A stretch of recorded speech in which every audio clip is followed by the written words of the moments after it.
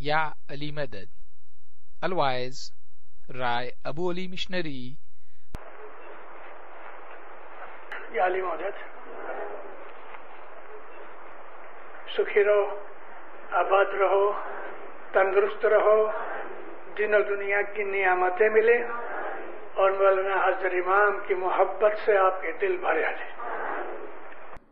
مولانا امام رکن الدین کی امامت چھوٹے میں چھوٹی تھی، شارٹیسٹ امامت 1 برس. لمبے سے لمبی امامت سلطان محمد شاہ کی.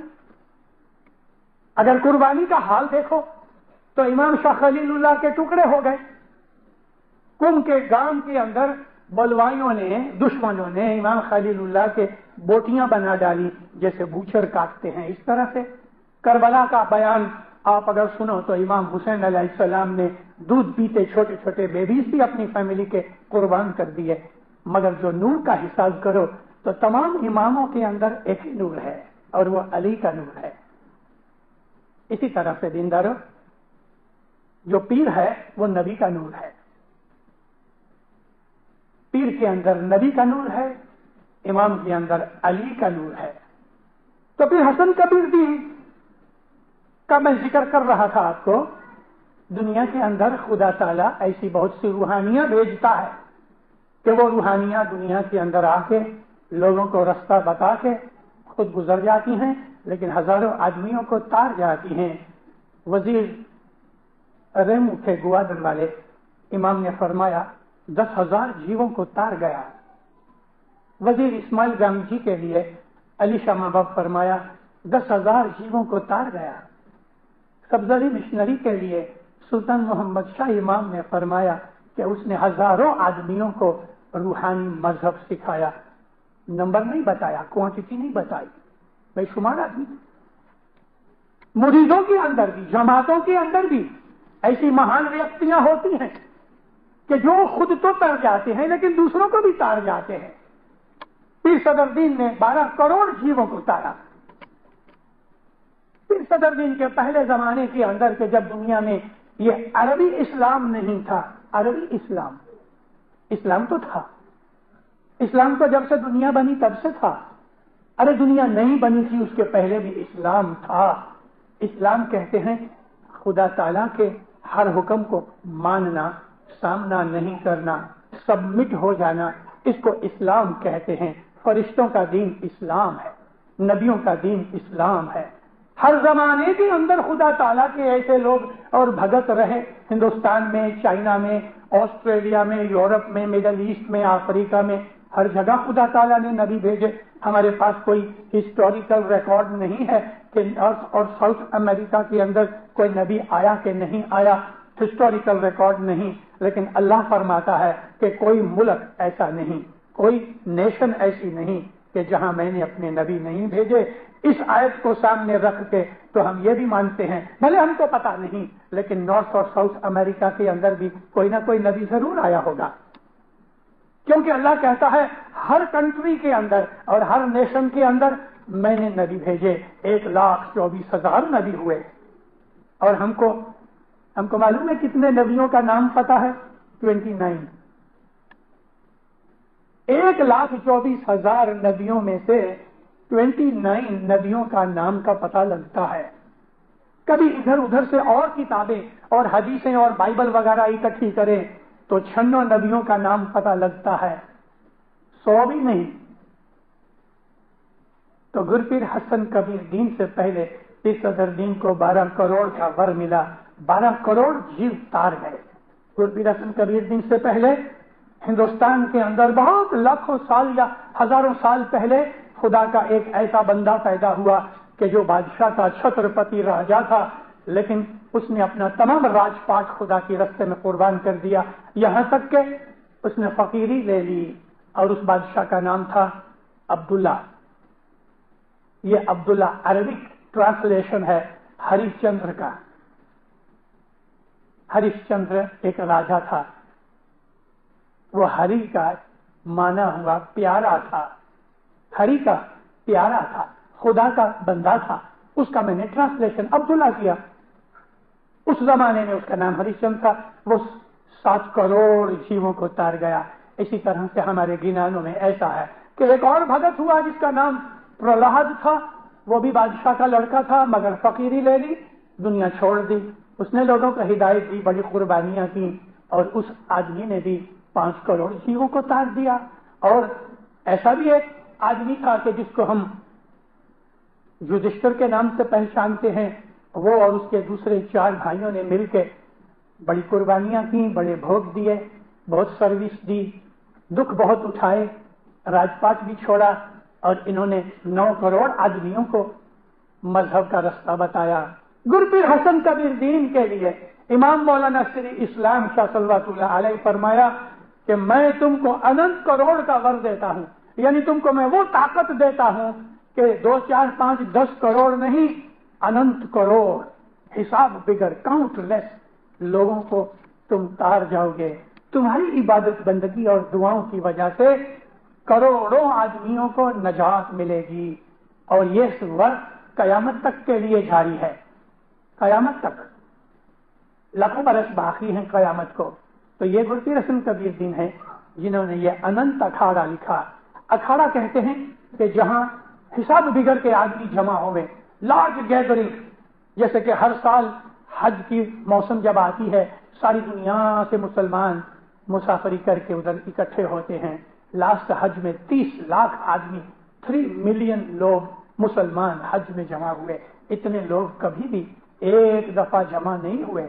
1400 साल में ये वर्ल्ड रिकॉर्ड था लास्ट ईयर का हज कि जिसमें 30 लाख आदमी इकट्ठे हुए। तो गुरपीर हसन कबीर दीन हमारे उस्ताद हैं। इस फलतार मेला में से पीर हसन कबीर दीन को 500 बरस हुए, वो 500 बरस, और अभी जो टाइम हम पसार कर रहे हैं, कयामत तक का ये तमाम पीरियड पीर हसन कबीर दीन के नाम पे लगा हुआ है, और इसको फलतार वेला कहते हैं। इसमें करोड़ों जीव होंगे, और इन जीवों को पीर हसन कबीर दीन की दुआ बंदगी से तारा जाएगा।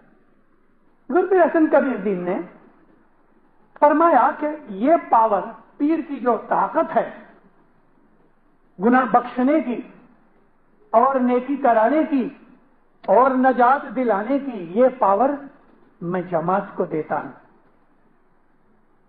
पीर ने अपनी पावर में से, पीर की 16 कला हैं, उसमें से 4 कला यानी 25% पीर की ताकत गत के अंदर दे दी गई। गत कहते हैं जब मजहबी कामकाज के लिए, धार्मिक हमारी ड्यूटी और फर्ज के लिए हम जब शाम को और सुबह इकट्ठे होते हैं दुआ बंदगी के लिए, उस वक्त जो लोग इकट्ठे होते हैं, मुखी कामड़िया अपनी गादी पे बैठते हैं शातिर के हुक्म से, और जमात आके अपनी मजहबी फर्ज पूरा करती है। इस जगह को गत कहते हैं। भले ये स्कूल है मगर ये इस वक्त गत है क्योंकि जमात बैठी है, अभी तक जवानियत खैर नहीं हुई। शातिर का नूर यहां हाजिर है दुनिया की हर एक जगह के ऊपर, जहां भी, चाहे वो आलीशान मकान होवे, चाहे झूपड़ी होवे, चाहे 5 आदमी होवे, चाहे 50,000 आदमी होवे, मुखी कामड़िया अन्य में हुए, मुखी कामड़िया बैठे, जमात बैठे, ये गत है। कभी ये स्कूल का हॉल नहीं तो बाहर एक ओपन पार्क के अंदर किसी झाड़ के नीचे मुखी कामड़िया इसी तरह से गत बना डाले तो ये भी गत है। गत संस्कृत लफ्ज है और इसका मतलब है वो जगह कि जहां जाके आदमी को प्रोटेक्शन मिले, सिक्योरिटी मिले, उस जगह को संस्कृत में गत कहते हैं। ये गत का जो शब्द है मैंने किसी भी हिंदू चौपड़ी में कहीं नहीं पढ़ा, मालूम नहीं पीरों ने ये लफ्ज किस तरह ढूंढा, वो तो नूरानी ताकत वाले थे। लेकिन याद रखो मोमिनो, ये हिंदुओं का लफ्ज नहीं है। मैंने बहुत सी, लगभग जितनी भी बन सकी, मैंने हिंदुओं की किताबें पढ़ी। ये एक यूनिक वर्ड पीरों ने ढूंढा और हम सिर्फ इस्माइली ही इसको यूज करते हैं, तो ये गत है। गत के अंदर पीर की जितनी रूहानी ताकत है उसके 25% ताकत गत के अंदर है। हजरत इमाम मौलाना शाह सुल्तान मोहम्मद शाह सल्लल्लाहु अलैहि, उनके हुजूर में बंबई का एक बहुत बड़ा जबरदस्त आदमी था, دنیا بھر کے اندر مشہور تھا اور وہ مشنریوں کا پریزیڈنٹ تھا. اس کا نام تھا میجر علی محمد رحمت اللہ مکلائی. وہ ہماری ریکریشن کلب کے پریزیڈنٹ تھے. تھوڑے برس ہوئے گزر گئے. مولا نے اس کو حضور وزیر اس کا ٹائٹل دیا تھا. اور ایک دفعہ ساری دنیا کی اسماعیلیہ ایسوسیشنز کا ساری دنیا کی ایسوسیشنز کا وہ پریزیڈنٹ تھا اور اس کا کمانڈر ورلڈ کمانڈر کا ٹائٹل تھا. میں اس کی بات کرتا ہوں کہ جو مشنریوں کا پریزیڈنٹ تھا. اس کے گھر میں امام سلطان محمد شاہ ہر سال جاتے تھے, ڈنر لیتے تھے یا لنچ لیتے تھے. اس کے ساتھ بیٹھ کے بہت سی ڈسکشنز کرتے تھے. بڑا باہوش آدمی تھا, بہت ہوشیار آدمی تھا, بہت عقل مند آدمی تھا. لیکن ہر ایک انسان کے اندر ساری دنیا کی چیزیں اکٹھی نہیں ہوتی. اگرچہ وہ مشنریوں کے اس زبردست انسٹیٹیوٹ کا کہ جس کو ہم ریکریشن کلب انسٹیٹیوٹ امام سلطان محمد شاہ نے 1920 میں بنائی, اس کا وہ پریزیڈنٹ رہا. اس کا یہ مطلب نہیں کہ اس نے سارا مذہب جان لیا. پھر بھی مولا کے ساتھ بیٹھ کے بہت سی ڈسکشنز کرتا تھا. ایک دفعہ کچھ ایسی باتیں نکلی کہ جس سے اس کے دل میں جاگرتی پیدا ہوئی. موقع دیکھ کے مولا آرام سے بیٹھے تھے کہ خدا مجھے ایک عرض کرنی. کھڑا ہو گیا زمین سے. مولا کرسی پہ بیٹھے تھے, ساری فیملی اس کی کارپیٹ پہ بیٹھی تھی. کھڑا ہو کے ہاتھ جوڑے کہتے مولا مجھے ایک عرض کرنی ہے. کیا ہے؟ کہ خداوند میں پانی لاتا ہوں, آپ مجھ کو میری دسوند کی بھول چک کا آج تک چھانٹا دے دو. ماں باپ ہنس کے کہتے ہیں مطلب یہ کام ہمارا نہیں, یہ جماعت کا کام ہے, تم جماعت میں جاؤ. جماعت یعنی گت, اس کو ہم جماعت کہتے ہیں. اور جہاں بھی ہمارے گینانوں میں جملوں جماعت کا نام آتا ہے تو ساری دنیا کی جماعت. جملوں مینز ٹوٹل. یہ گت ہے. مطلب یہ کام ہمارا نہیں, جماعت کے پاس جاؤ. کہتا خداوند میں کیسا نصیب دار ہوں, میرے گھر میں میرا مولا آیا ہے. خداوند تیرے پاس سے ہی معافی مانگنی, اور جماعت بھی تو تیرے کو ہی عرض کرنے والی ہے, میرے کو یہاں چھانٹا دے دو. نہیں مطلب یہ کام میرا نہیں, یہ گت کا کام. مولا کا پیارا تھا, تھوڑی ضد کی.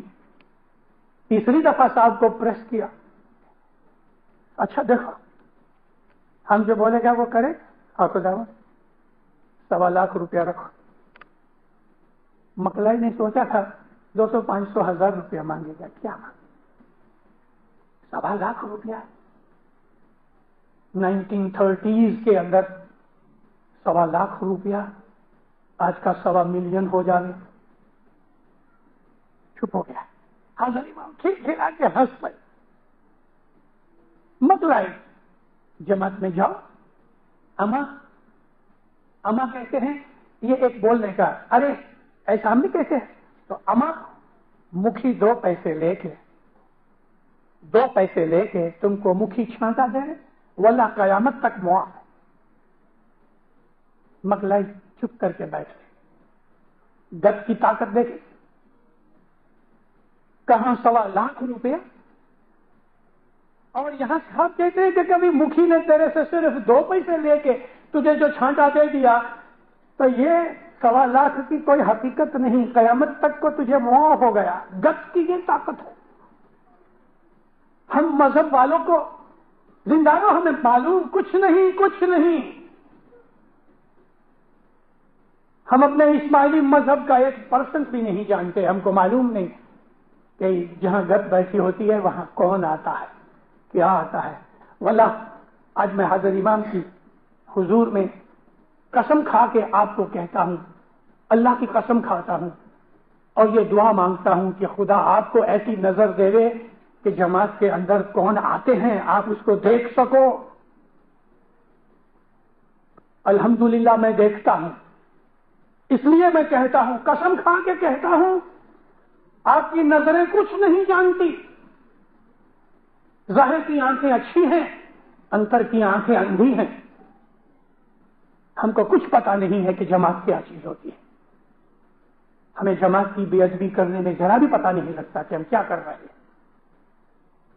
ہم کو کتنی مار پڑ رہی ہے روحانی حساب سے, ہماری بے درداری کے حساب سے ہمیں معلوم نہیں.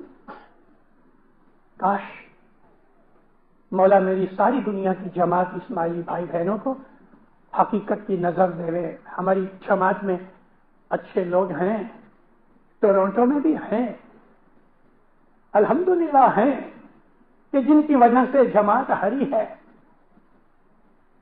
1000 میں سے 999 ہماری جماعت میں اگنورینس ہے.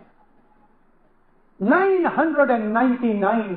کبھی یہ فگر اور میں کہہ دوں تو 9999 آؤٹ آف 10,000 آر اگنورینس.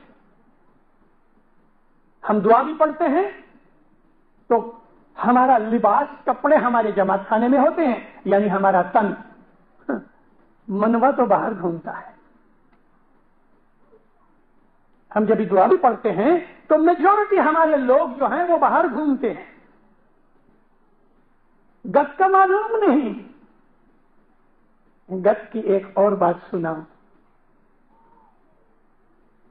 زنزبار میں ایک برٹش پولیٹیکل ایجنٹ تھا جس کا نام تھا کرنل ولیم. وہ سنگل تھا, یعنی شادی نہیں کی ہوئی تھی, اکیلا تھا. وہ برٹش ایجنٹ تھا, برٹش پولیٹیکل ایجنٹ تھا. اپنے اسماعیلیوں کا بڑا دوست تھا, اور اسماعیلی کی کوئی بات آتی تھی تو آؤٹ آف وے جا کے بھی وہ اپنی جماعت کا کام کرتا تھا. کوئی کارن سر, اللہ جانے کیا ہوا, اس نے آؤٹ گھاٹ کیا. آؤٹ گھاٹ کیا.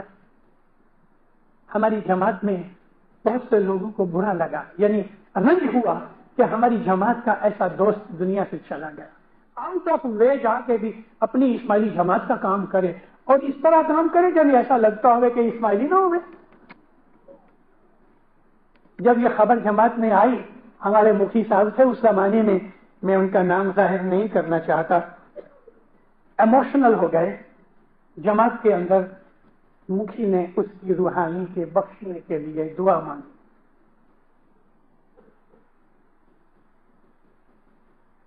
دعا مانگنی نہیں چاہیے, مکھی کی بھول ہے,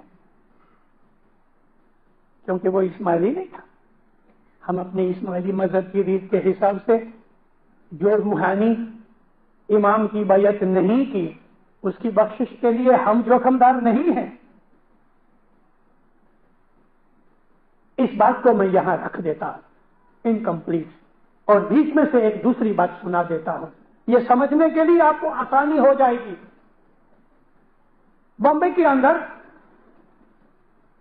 ایک عورت نے مہمانی رکھی اپنے مرحوم خاوند کے لیے. اس مہمانی میں وہ عورت اکیلی بیٹھی تھی. یوزولی ایسا ہوتا ہے کہ سگے کٹمبی فیملی آ کے سب لوگ بیٹھ جاتے ہیں, یاروں دوستوں کو بھی بلاتے ہیں, ہماری مہمانی ہے ضرور آنا, تو سب لوگ آ کے بیٹھ جاتے ہیں, مگر یہ اکیلی عورت بیٹھی تھی. مولا جب آ کے بیٹھے, مومن عورت تھی, عابد تھی, عبادت والی تھی, کرنی والی تھی. مولا جب آ کے بیٹھے تو صاحب اس کے اوپر بہت راضی ہوئے, اس کو دعا آسیف فرمائی. ساتھ جو مشنری تھے انہوں نے کہا خداوند اس عورت کے ہسبینڈ کی روحانی مہمانی ہے. ماں باپ فرمایا ہم تمہاری مہمانی قبول کرتا ہے, نہیں کچھ فرمایا کہ تمہارا روحانی جو ہسبینڈ شوہر گزر گیا ہے اس کی روح کے لیے میں دعا سیکھ دیتا ہوں, جو یوزولی مولا کا کام تھا. تو وہ کہتی ہے مولا میری مہمانی نہیں, میرے شوہر کی مہمانی, ہم تمہارا مہمانی قبول کرتا ہے. اور ایسا ہوا مولا سمجھے نہیں. ارے جو دل کی باتیں جانتا ہے, جو منہ بند کر کے بیٹھو تو بھی سنتا ہے تمہارے دل کی بات, کیا اس کو معلوم نہیں؟ تیسری دفعہ کہتی ہے خداوند میرا شوہر گزر گیا, اس کی روحانی بخشانی کے لیے مہمانی رکھی. اب مولا نے خود ہی خلاصہ کیا, دیکھو وہ اس ناشری تھا، ہم اس کی مہمانی کیسے لیں گے؟ اب جو مولا کے منہ سے نکلا کہ وہ اس ناشری تھا تو مکھی کمریا جو کھڑے تھے ذرا ڈر گئے کہ مولا کہے گا کہ تم نے ان کی مہمانی کیوں رکھی. لیکن بات یہ ہوئی ہے کہ عورت نے ظاہر نہیں کیا، اور جس کمریا نے وہ مہمانی لکھنے والے نے لکھی اس نے فار گرانٹیڈ لے لیا کہ اس کا شوہر اسماعیلی ہوگا. مولا تو جانتے تھے. تب عورت کی آنکھ میں سے آنسو آ گئے، کہتے ہیں ہاں خداوند وہ اسماعیلی نہیں تھا، تم ہم کو بولو اس نے ہماری بیعت نہیں کی، ہم اس کے جیب کا جوخمدار نہیں، ہم تمہاری مہمانی قبول کرتا ہے. اس کو دعا سیکھ دی.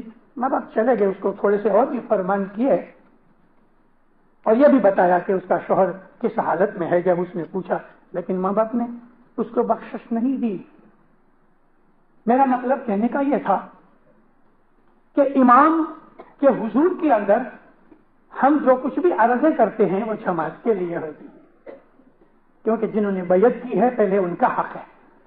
یہ مالک تو سارے جہان کا ہے.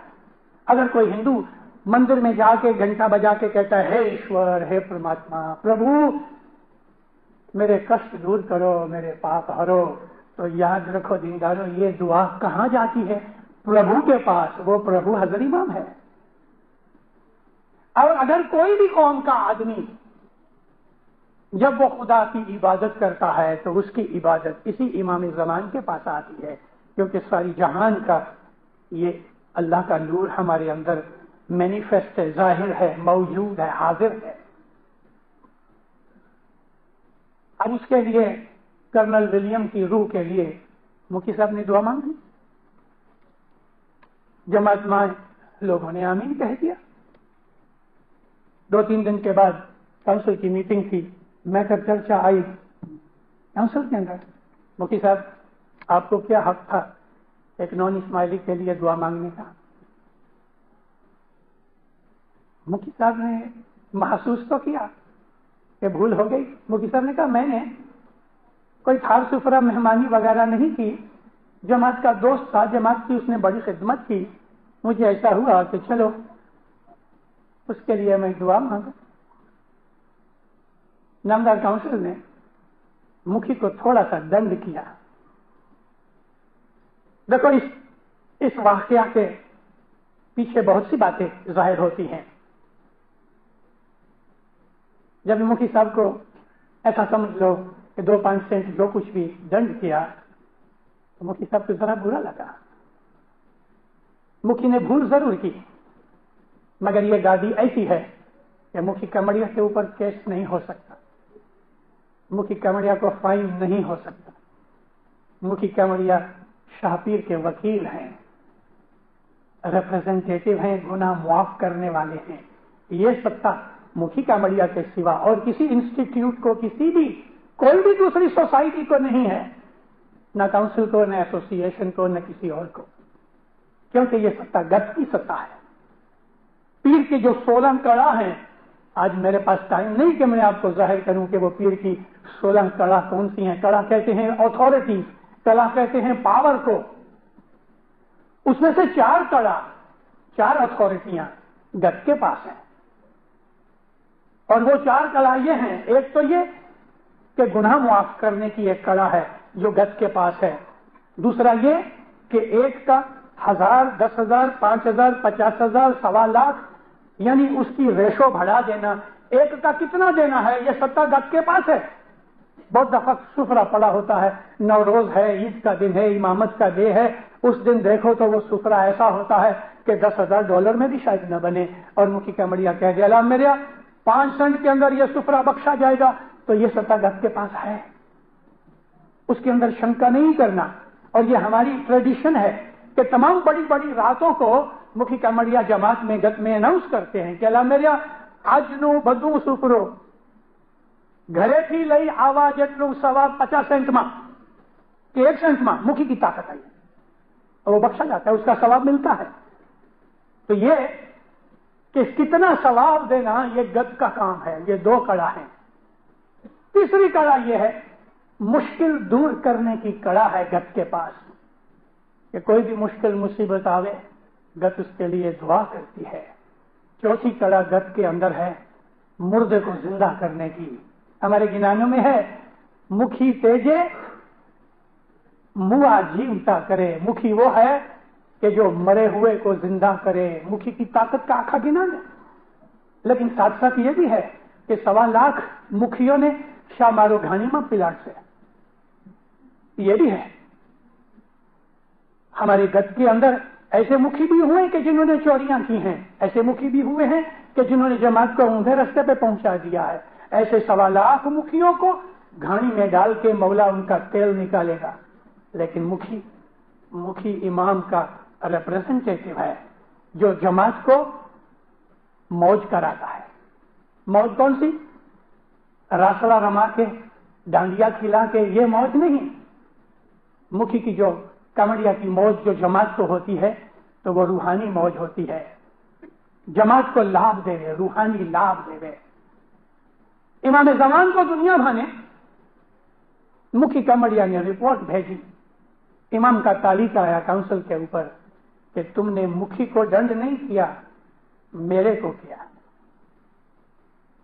मुखी कामड़िया शाह पीर की गादी में है, उनकी बहुत इज्जत करो, बहुत इज्जत करो।